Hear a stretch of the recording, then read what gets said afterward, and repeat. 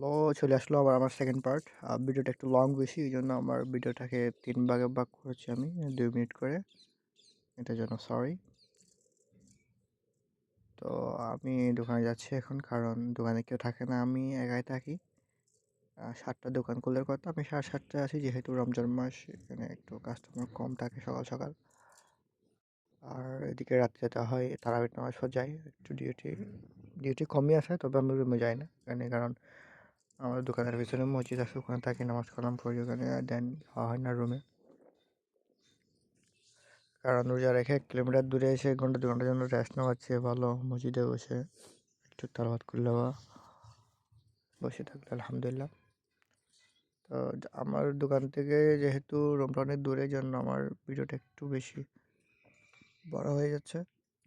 বাসাটা দেখেন, জায়গাটা কত সুন্দর, ক্লিন একদম, কোনো মানুষ নেই এখানে,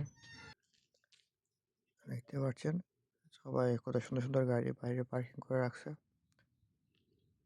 এখানে মজার ব্যাপার হচ্ছে, এই জায়গাগুলোর মধ্যে বিল্ডিংগুলোর কালার প্রায় একই। মানে আপনি এক জায়গায় একটা বিল্ডিংয়ের রং কালার দেখলে কয়েকটা ঘর পরে দেখবে সেম কালারই আরেকটা ঘর। এটা কেন আমি জানি না, কেউ জেনে থাকলে অবশ্যই কমেন্ট করবেন।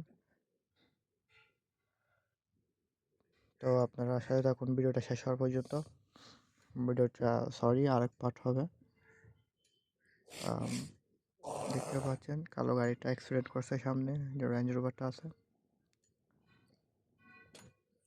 এটা আপনারা দেখতেছেন না, আমি পরবর্তী পার্টে দেখাবো।